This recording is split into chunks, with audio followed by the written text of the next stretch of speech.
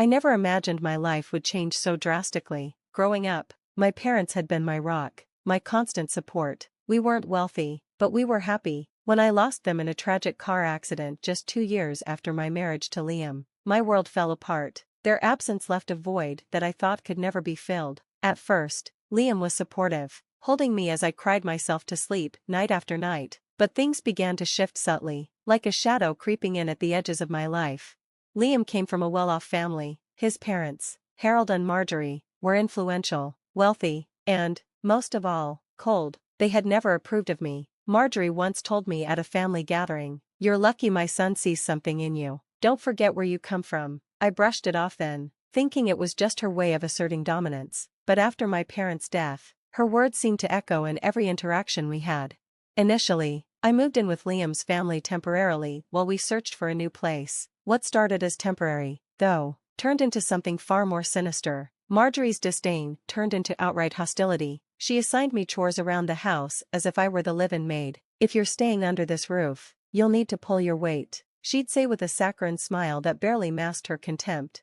At first, I complied without complaint. After all, I was grieving and didn't want to cause trouble. But soon, it became clear that this wasn't just about helping out. Harold and Marjorie treated me as if I were beneath them. They'd host lavish dinners, inviting their high society friends, while I was relegated to serving drinks and cleaning up afterward. Once, during one of these events, Marjorie's voice cut through the room like a whip. "Sarah, dear, you missed a spot," she sneered, pointing to a speck of dust on the mantel. The guests laughed, and my cheeks burned with humiliation. Liam, standing nearby, said nothing.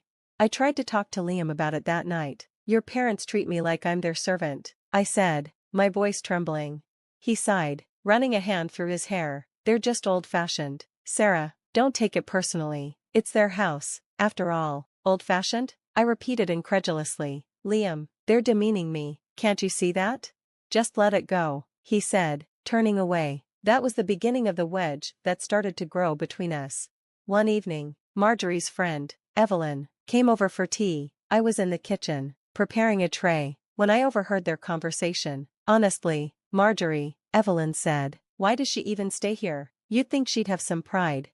Marjorie's laugh was icy. "She has nowhere else to go, poor thing. She's just lucky we're so charitable." The words cut through me like shards of glass. I wanted to march into the room and confront them, but I knew it would only make things worse. Instead, I stayed in the kitchen, gripping the edge of the counter until my knuckles turned white. As the months passed, their treatment grew worse. Harold would make snide comments about how people like me didn't understand the value of hard work, despite the fact that I had been juggling 2 jobs to help Liam through college before we got married. Marjorie, meanwhile, seemed to delight in finding new ways to humiliate me. Once, during a family dinner, she asked, "Sarah, do you even know which fork to use?" The table erupted in laughter, and I felt like sinking into the floor. But the breaking point came one fateful evening. Harold announced that his boss, Mr. Grant, would be coming over for dinner. "This is an important night," he said, looking pointedly at me. "Try not to embarrass us, Sarah." That night, as I set the table with trembling hands, I resolved to endure whatever insults came my way. For Liam's sake, I told myself, but deep down, a part of me wondered how much longer I could take it. Little did I know, that evening would change everything. As the months wore on, my situation with Thomas's family continued to worsen. Despite my best efforts to blend into their world and earn their respect, nothing I did seemed good enough. Each day blurred into the next, with tasks piling up and the disdain from my in-laws becoming more overt. I found myself waking up before sunrise to prepare breakfast for the entire family. By the time I sat down to eat, Thomas's mother, Elaine, would click her tongue disapprovingly. "This toast is overdone," she'd complain. Or, "Didn't I tell you I prefer my eggs sunny side up?" It didn't matter how much effort I put in, she always found a flaw. Thomas's father, Richard, wasn't much better. He often treated me like invisible help. If Elaine had guests over, Richard would bark at me to refill glasses or serve hors d'oeuvres, all while ignoring my existence otherwise. I felt like a stranger in the home I had once thought of as my refuge. Thomas, once my biggest supporter, now seemed indifferent to my struggles. When I tried to talk to him, he would brush me off. "They're just set in their ways," he'd say. "You've got to learn to pick your battles, Mia." But how could I pick my battles when I felt like I was fighting a war on all fronts? My breaking point came one evening when Elaine invited some of her friends over for a dinner party. She spent the entire day barking orders at me, making sure the house was spotless and the menu impeccable. I was exhausted by the time the guests arrived, but I put on a polite smile and carried out the tasks she assigned me. Toward the end of the evening, one of Elaine's friends asked about my family. I hesitated for a moment, then explained that I had lost my parents at a young age and had grown up in foster care. The room fell silent, and I immediately regretted sharing. Elaine broke the awkward tension with a forced laugh. "Well, that explains why you're so good at handling things on your own," she said, her tone dripping with condescension. Her friends chuckled politely, but I could see the judgment in their eyes. For the rest of the evening, I felt like I was on display, a curiosity for these well-heeled women to dissect. Later that night, I confronted Thomas in our room. "Your mother humiliated me tonight," I said, my voice trembling. Thomas barely looked up from his phone. "You're overreacting, Mia. She didn't mean anything by it." "How can you say that? You heard her." He sighed heavily, as if I were the one inconveniencing him. "You need to stop making everything about you. My parents have done so much for us." I stared at him in disbelief. "So that gives them the right to treat me like I'm beneath them?" Thomas didn't answer, and I realized that the man I had married, the man who had once promised to stand by me no matter what, was no longer the same. The next day, while running errands for Elaine, I stopped at a small cafe to grab a coffee. As I waited in line, I overheard a conversation at the table behind me. A man in a sharp suit was speaking animatedly about a new charity project he was spearheading. His voice was warm and inviting, and for a moment, I felt a pang of longing. When I turned to glance at him, our eyes met. He smiled, and I quickly looked away, embarrassed. Little did I know, that chance encounter would change the trajectory of my life. That evening, Elaine announced with great fanfare that Richard's boss, Mr. Harrington, would be joining us for dinner the following week. She was in a flurry of excitement, directing preparations like a military general. "This is a big opportunity for your father-in-law," she said. "Don't screw it up, Mia." I wanted to roll my eyes, but I bit my tongue. I knew this dinner would be another test, and I braced myself for whatever was to come. The days leading up to the dinner were grueling. I spent hours cleaning every corner of the house, polishing silverware, and perfecting recipes under Elaine's watchful eye. By the time the evening arrived, I was too tired to even feel nervous. As the guests began to arrive, I tried to stay in the background, serving drinks and making myself as inconspicuous as possible. But when Mr. Harrington walked through the door, my heart stopped. It was the same man I had seen at the cafe. He paused when he saw me, his brow furrowing slightly. "Mia?" Everyone turned to look at me. I froze, unsure of how to respond. "You two know each other?" Richard asked, his tone laced with suspicion. Mr. Harrington's face broke into a smile. "Oh, we go way back, don't we, Mia?" The room buzzed with curiosity, and I could feel Elaine's eyes burning into me. I had no idea how to explain this twist of fate, but one thing was clear: everything was about to change. The moment hung heavy in the air as everyone waited for me to respond. My mind raced, trying to process Mr. Harrington's words. "We did go way back, but not in the way anyone in this room might imagine." "Why yes," I stammered. "Mr. Harrington knew my parents." Richard's eyes narrowed, clearly suspicious. Elaine, ever the perfectionist host, tried to diffuse the tension with a forced laugh. "Well, what a small world. Please, come in, Mr. Harrington." As dinner progressed, the conversation seemed to center around Mr. Harrington. As everyone fawned over his stories of success, I quietly served dishes, keeping my head down and avoiding his gaze. But every so often, I'd catch him watching me with a curious expression. Finally, as the evening began to wind down, Mr. Harrington asked to speak with me privately. Elaine looked displeased, but she didn't dare argue with someone of his status. We stepped into the hallway, and he turned to me with an incredulous expression. "Mia, is it really you? I can't believe this. How have you been?" Hearing the genuine concern in his voice brought tears to my eyes. "It's been difficult," I admitted. He nodded, his brow furrowing. "After your parents passed, I lost touch with you. I tried to find out where you'd gone, but I ended up in the foster system," I said quietly. His face fell. "I'm so sorry, Mia. Your parents were dear friends of mine. They would be heartbroken to know what you've been through." I didn't know what to say. The flood of memories from my childhood, coupled with the overwhelming kindness in his voice, made me feel a mixture of relief and sorrow. Mr. Harrington's concern didn't end there. As he prepared to leave, he asked Richard and Elaine if I could see him to his car. They reluctantly agreed, clearly eager to maintain their connection to such an influential figure. As we walked down the driveway, he turned to me and said, "Mia, you don't belong here. They treat you like you're nothing, but I can see that you've grown into a strong, capable woman. Your parents would be proud of you." Tears welled up in my eyes again. No one had spoken to me like this in years. "I don't have anywhere else to go," I said, my voice trembling. He placed a comforting hand on my shoulder. "You have me now. I'll help you get back on your feet, I promise."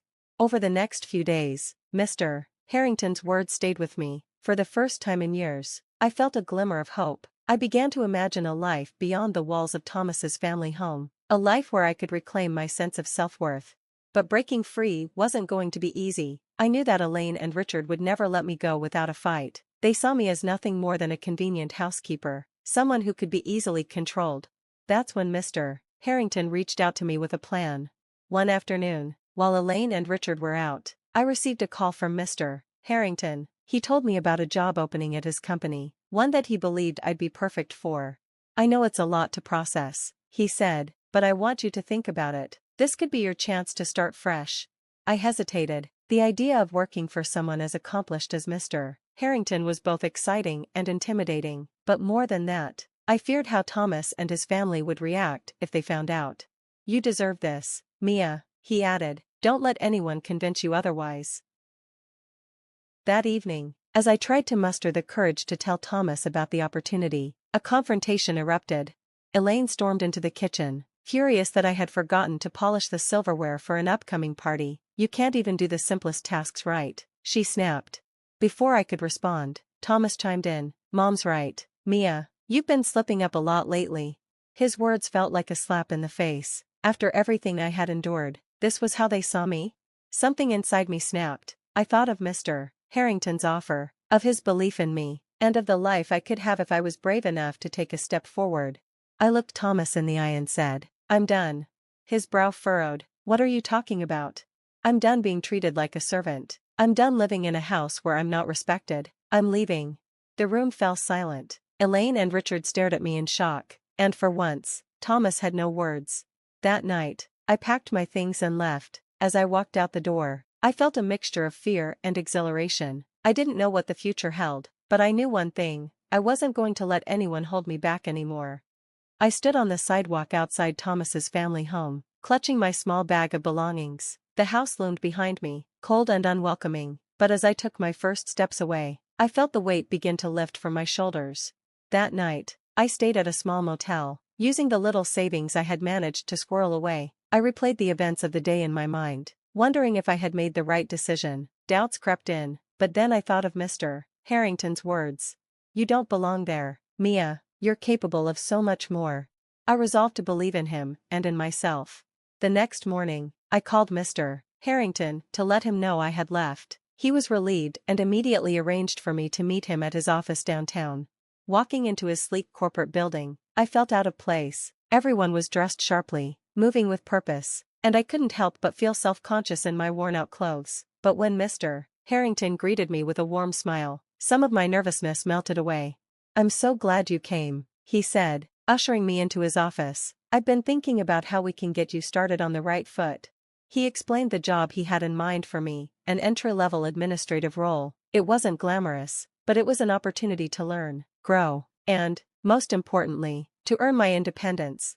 "You've got potential, Mia," he said. "I see it. This is just the beginning." Starting at the company was daunting. I had little experience, and the learning curve was steep. There were moments when I doubted myself, times when I felt overwhelmed by the demands of the job, but every time I wanted to give up, I thought of where I had come from and where I wanted to go. Mr. Harrington became a mentor to me, offering guidance and encouragement whenever I needed it. Slowly but surely, I began to find my footing. I made friends among my colleagues, who were supportive and kind. For the first time in years, I felt like I belonged. As I settled into my new life, I began to confront the pain of my past. Losing my parents had left a hole in my heart, and the years of mistreatment had made me doubt my worth. But through therapy and self-reflection, I started to heal. One evening, I found myself sorting through a box of my parents' old belongings that Mr. Harrington had kept for me. Among the photos and keepsakes was a letter my mother had written to me years ago. It read, "Mia, life will have its challenges, but never forget how strong and capable you are. You have a kind heart, and that will take you far. Always believe in yourself, even when it feels impossible." Reading her words brought tears to my eyes. I realized that, despite everything, I was living the life my parents would have wanted for me, a life of dignity, hope, and possibility. Several months later, I ran into Thomas at a coffee shop. He looked surprised to see me, and, to my astonishment, a little ashamed. "Mia," he said awkwardly, "I've been meaning to reach out." I crossed my arms, unsure of what to say. "Listen, he sighed, running a hand through his hair, "I didn't treat you right. None of us did. I'm sorry." His apology was unexpected, and while part of me wanted to lash out, I chose a different path. "Thank you," I said simply. "I hope you've learned from it." Walking away from him, I felt a sense of closure. I no longer needed validation from Thomas or his family. I had found my own strength. 1 year after leaving Thomas's family, I had built a life I was proud of. I had been promoted at work, moved into a cozy apartment, and even started taking classes to further my education. Mr. Harrington remained a guiding presence in my life, and I was grateful for his kindness, but more than that, I was proud of myself, for taking the leap, for persevering, and for rediscovering my worth. As I sat on my balcony one evening, watching the sunset, I thought about my journey. Life hadn't been easy, but it had taught me resilience. I whispered into the fading light, "Thank you, Mom and Dad. I'm finally living the life you always wanted for me," and for the first time in years, I felt truly at peace.